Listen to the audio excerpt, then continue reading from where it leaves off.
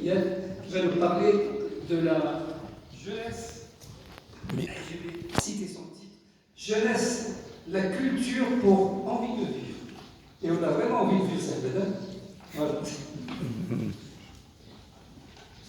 20 minutes. Tu me fais signe 5 minutes après. Il a besoin de 5 minutes de plus. Ah d'accord. Salam alaikum, shalom, bonjour. Monsieur Adris, merci de m'avoir donné cette occasion de m'exprimer devant ce beau parterre. C'est pas vraiment le public devant lequel je m'exprime d'habitude. Donc c'est un plaisir doublé d'un honneur. Je sais le risque que tu as pris, mais je sais que tu as su. Et je vais faire une plaisanterie, justement parce que Faudé est là. Le mouton noir dans tes intervenants, c'est moi, c'est pas lui. Envie de vie. Pourquoi envie de vie? Pourquoi ce titre? On me demande souvent ça. Tout simplement, je l'ai choisi par opposition à ce qui gangrène une partie de notre jeunesse, la fascination de la mort. Cette fascination de la mort n'est pas choisie, mais elle se traduit par plusieurs aspects de leur vie. Ça peut être des drogues, ça peut être ces médicaments qui détruisent notre jeunesse à petit feu. Ça peut être cette tentation d'immigration clandestine, où ils savent qu'ils ont 50% de risque de perdre la vie dans une barque. Et c'est aussi malheureusement, depuis quelques années, cet embrigadement qui fait de ces enfants des bombes vivantes, qui à 20 ans, 15 ans, choisissent, entre guillemets, de se donner la mort dans des conditions atroces, en entraînant avec eux des personnes qui ne connaissent ni d'Ève ni d'Adam. Oui. Toute cette fascination de la mort, en fait, elle a un antidote, c'est la culture. La culture est la solution. Bien sûr, la clé de l'insertion professionnelle, c'est un cliché de dire ça, c'est l'emploi. Mais et si ça n'était pas seulement l'emploi? Et si est-ce qu'un chômeur, est-ce que quelqu'un en recherche d'emploi avait aussi la culture comme bouée de vie, l'envie de vie? Pour moi, elle se traduit par ça, par la culture. La culture est la clé de l'insertion, d'abord en soi-même. La culture, c'est un supplément d'âme d'une société, d'un pays. C'est ce qui fait le rayonnement de ce pays. Et contrairement à ce que disent certains, la culture est facteur de création de milliers d'emplois, de richesses. Mais avant tout, la culture, c'est l'épanouissement personnel. C'est ce qui fait d'un de ces jeunes de 20 ans qu'il sera demain un adulte à l'aise dans sa vie, à l'aise dans ses baskets, à l'aise dans sa famille. Et là, je vais rebondir, je vais rassurer notre président sur les anciennes médinas. On a quitté le modèle des anciennes médinas en se disant que c'était obsolète pour aller vers quelque chose d'absolument abominable. Ces cités nouvelles, ces quartiers nouveaux qu'on est en train de construire. Dans l'ancienne médina, un gosse d'une famille était le gosse de tout le roman, de tout le haï. Une dégradation d'un trottoir, d'une rue, d'une fenêtre, c'était la dégradation de tout un environnement, de tout un voisinage. La solidarité de l'environnement existait. Elle se manifestait dans les moments difficiles, les douleurs, les décès, mais aussi dans la joie. Et si je prends le cas de Casablanca, que je connais le mieux, on est en train de construire ce que la France a fait de pire dans les années 60-70. Ces barres de bâtiments. Bien sûr, la résorption des bidonvilles est importante, c'est une priorité, mais si on remplace les bidonvilles par des tours de béton, où il y a à peine entre deux tours d'habitation un passage pour les habitants, où il n'y a aucune vie, aucune envie de vie possible entre béton et bitume, c'est Renaud qui disait ça, c'est toujours d'actualité, où il n'y a pas d'espace culturel, pas d'espace sportif, pas de lieu de vie autre que des terrasses de café. Une terrasse de café qui suit une terrasse de café, qui suit une terrasse de café, et je vous apprendrai rien en vous disant que ces terrasses de café sont des espaces exclusivement masculins. C'est pas là que notre jeunesse va apprendre à vivre la mixité. Donc, on laisse notre jeunesse livrée à elle sur le terrain. Souvent, on la laisse pousser comme une herbe folle. Et puis, on pousse des cris d'horreur quand on s'aperçoit dans cette herbe folle que dans cette herbe folle, il y a des dérives. À la limite, j'ai envie de dire, Alhamdulillah, félicitons-nous qu'il n'en est pas plus. On laisse nos jeunes seuls face à eux-mêmes et face à la mort, puisque c'est un espace d'embrigadement sur le web. Bien sûr, le web rapproche, le web ouvre sur le monde, mais il isole terriblement. Regardez sur le web, sur ma génération ou une génération précédente, y êtes-vous? Conversez-vous avec des jeunes, avec vos propres enfants sur le web, puisqu'aujourd'hui, parfois on communique avec ses propres enfants grâce au web. Non, ils sont seuls. Si je vous dis Hiroshima, vous allez penser à quoi? Une ville, un drame? Non.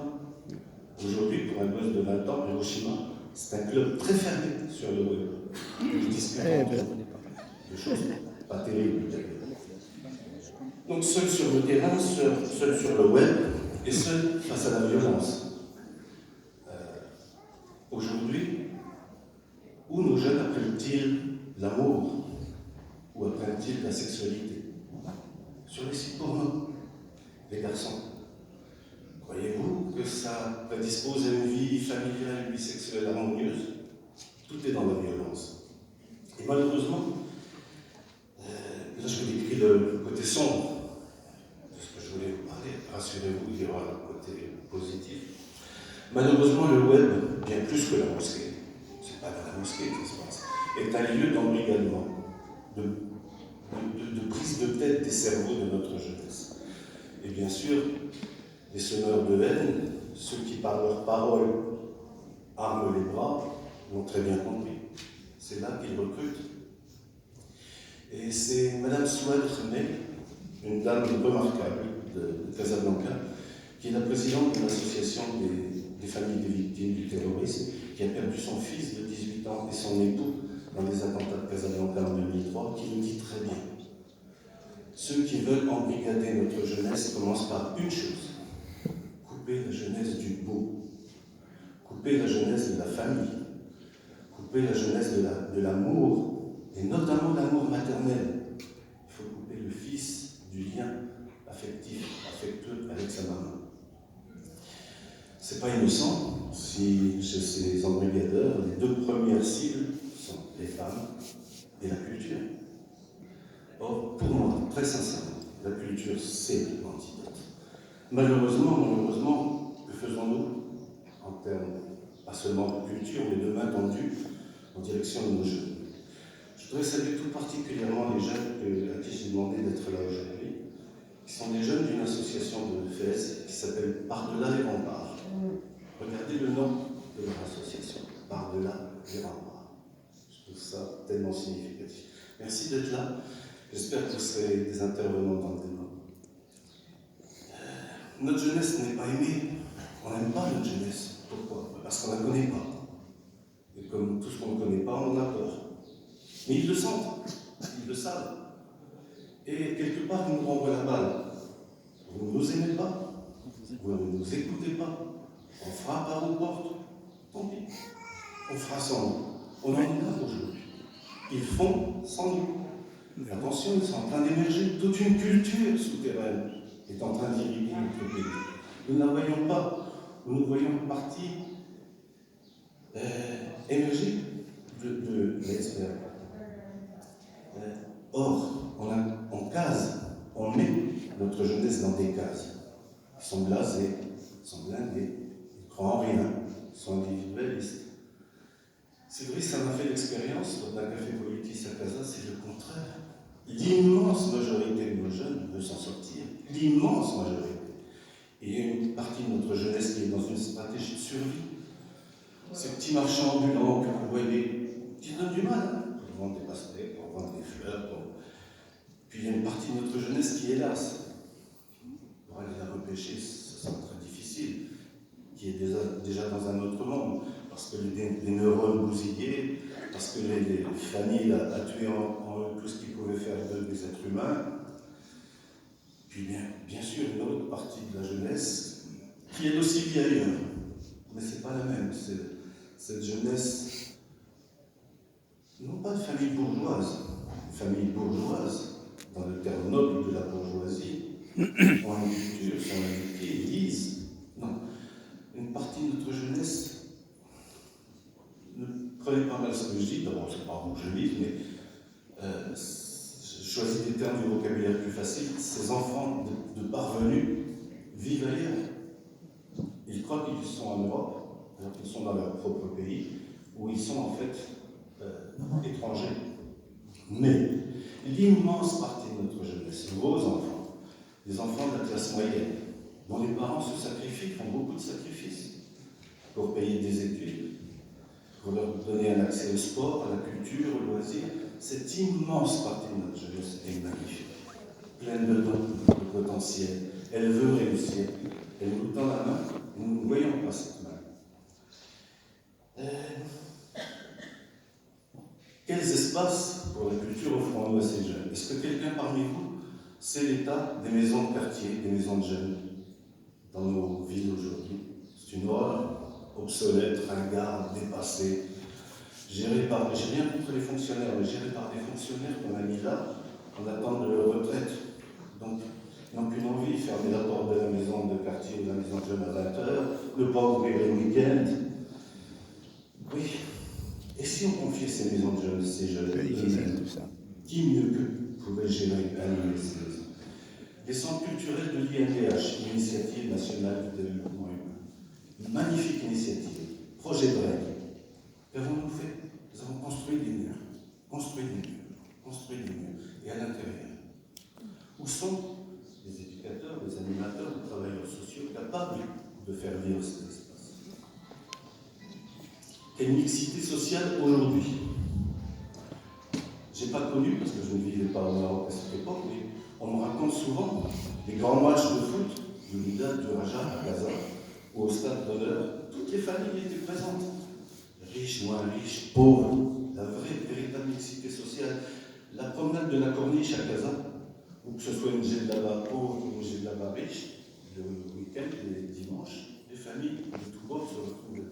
Quelle mixité sociale aujourd'hui? Chacun vit dans sa caste. Ce que je vous dis là ne sont pas des clichés, c'est le fruit d'une expérience. Je voudrais insister sur une chose. Quelque chose qui est en train de s'installer depuis plusieurs années, mais qui aujourd'hui donne ses fruits. C'est le travail associatif. Croyez-moi, dans chaque ville, dans chaque quartier, ces jeunes créent des associations, qu'ils gèrent eux-mêmes, qu'ils pilotent, pour lesquels ils ont des projets. C'est là que réside, à mon sens, une partie de la solution. Il y a maintenant plus de 10 ans, je suis rentré au Maroc. Je connais des associations à travers tout le pays. Pas une seule fois, une jeune fille d'une de ces associations m'est venue me dire « Ahmed, j'ai été harcelé par un garçon dans l'association. » Jamais. Ce qui prouve bien que lorsque l'on apprend, lorsqu'on favorise la mixité, filles-garçons, et le travail associatif, les associations le favorisent, et bien tout simplement ils apprennent à vivre ensemble. Alors je vous dirais pas qu'il n'y a pas de flirt, il y a peut-être même des mariages qui en découlent également. Si on n'est pas amoureux à 20 ans, on sera à quel âge? Arrêtons de culpabiliser ces gosses. Est-ce que vous vous souvenez de l'histoire du bisou de Tétouan,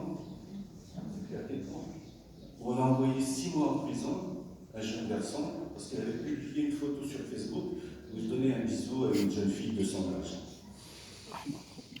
C'est le genre de signaux qu'on envoie à notre jeunesse. Je ne sais pas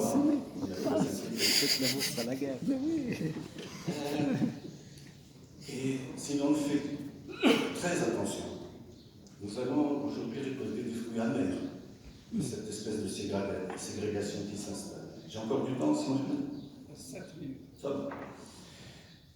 Le mépris du pauvre, et Dieu sait si à Gaza, ce mépris du pauvre existe. Un exemple rapide. Il y a un super café sur le boulevard d'en bas qui s'appelle Segafredo, où le café coûte 30 000. Bon, j'y vais de temps en temps. Je peux me payer un café de 30 000. Et il y a des jeunes de 18, 20 ans qui débarquent dans leur groupe à 4, tout ça d'accord, c'est leur droit le plus absolu, qui se prennent des petits-déj à 300, 400 dirhams, encore une fois, ça comme, mais qui au moment de partir, s'engouffrent dans le 4x4, qui démarrent à toute pompe pour ne pas donner 5 dirhams au petit gardien. Ce mépris-là, on va le payer cher, si on n'y prend pas garde. Parce que ce mépris du pauvre entraîne la haine du riche. Et aujourd'hui, pour un jeune plein de rancœur, de rancune, avec votre petite Fiat ou votre petite voiture normale, votre appartement que vous payez à crédit, vous êtes un anti. Il vous hait, parce qu'il vous place dans une case, lui aussi, il vous met dans une case de ceux qui, pour lui, le rendent si malheureux. Maintenant, je passe au côté positif. Ces associations du quartier, ces associations dans différentes villes font un travail magnifique, notamment un travail culturel. Et à tout seigneur, tout honneur, je vais commencer par les jeunes de par-delà les remparts. Il y a quelques mois, ils ont lancé une initiative à Fès, ils ont baptisé Terrasse en scène. J'ai hâte de Terrasse en scène. Tous ces jeunes aiment la musique. Et certains parmi eux grattent, chantent, bref, font de la musique. Ils ne se produisent jamais nulle part. Ils leur ont ouvert des terrasses de café, bénévolement, où pendant tout un samedi ou un dimanche, ils sont venus se produire. Donc ils avaient un public. Ils se sont frottés à un public. Ils ont fait des vidéos, ils ont posté sur les réseaux sociaux. Ils ont créé une activité culturelle. C'est aussi de la culture, c'est surtout de la culture. Ça, c'est Terrasse en scène à Fès. À Casa, il y a quelques mois, les jeunes musiciens chantaient, faisaient de la guitare, jouaient de la guitare sur la place des Nations Unies, à Casa. Pour ceux qui connaissent, c'est en face de l'IGNC. Oui, ça fait du bruit de chanter dans la rue, sur une place, de jouer de la guitare, oui, sur plainte de voisinage, et encore une fois, il faut respecter le voisinage, sur plainte de voisinage, ces jeunes ont été arrêtés. 10 jours de prison, 10 jours à Okacha. 10 jours pour un gamin de 20 ans à Okacha. L'un d'entre eux, Bader, qui est un peu le chef du groupe, a vécu ces 10 jours de prison d'une façon qui a forcément d'admiration. C'est dur, 10 jours de prison, surtout Okacha. Il en est ressorti avec une force et un charisme qu'il n'avait pas. Et il a créé une association qui s'appelle Friedfen, l'art en liberté. Il a rencontré le gouverneur d'Anfa, ouvert, parce qu'il faut aussi dire qu'un train arrive à l'heure, qui a marché dans ce défi. Et aujourd'hui, ces mêmes jeunes qui ont fait 10 jours de prison jouent sur la place des Nations Unies, de telle heure à telle heure, avec un quota de décibels, en harmonie avec le voisinage. Et j'ai trouvé que cette expérience était magnifique. Oui. C'est aussi de la culture. C'est aussi de la culture. Je voudrais vous parler aussi des jeunes Boujda, de Marrakech, de Mohamedia, qui ont lancé il y a 1 an exactement ce qu'ils ont appelé l'arbre au livre. Ils ont choisi un dimanche, ils sont allés approcher des arbres, des livres dans les arbres, dans leur quartier, avec une seule consigne. Prenez le livre, lisez-le, et remettez-le. Raccrochez-le. Et même mieux, si vous pouvez, accrochez-en un qui nous appartient. C'est de la culture. Et puis, est-ce que les Marocains, ceux qui vivent au Maroc, vous connaissez ce chant qui s'appelle Dalmounif Bledi? Ils m'ont fait souffrir dans mon pays. C'est le chant des supporters du Raja. Écoutez les paroles de cette chanson. Elle fout les frissons. En une chanson, ils ont résumé exactement ce que vivent les générations actuelles dans notre pays. Et puis, intéressez-vous à un nouveau mot, Arancia.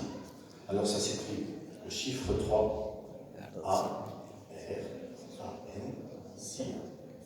Arabe, Francia. Arancia. C'est une nouvelle langue qu'ils sont en train de créer. Celle des réseaux sociaux, celle des smartphones. Je me défie de la comprendre.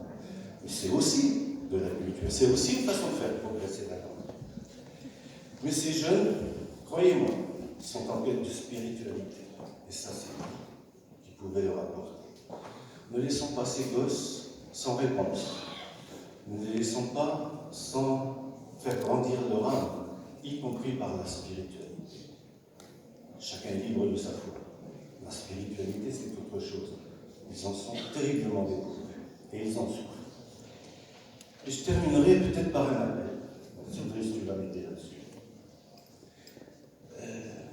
Il y a une façon de faire vivre la culture, que l'on exploite peu, pas, la culture de proximité.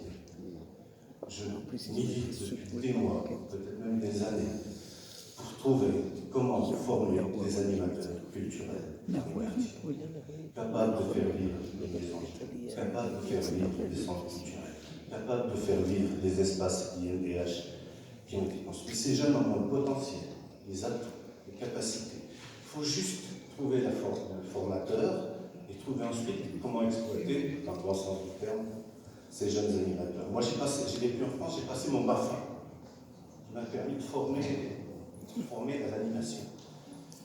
Si vous pouvez m'aider, Hind, à trouver comment former les jeunes animateurs de quartier, dans ces maisons de la culture qui me demandent à revivre, alors je crois qu'on aura fait un grand pas. Et dernière chose, réfléchissons ensemble à un festival de l'envie de vie. Merci. Désir de vie.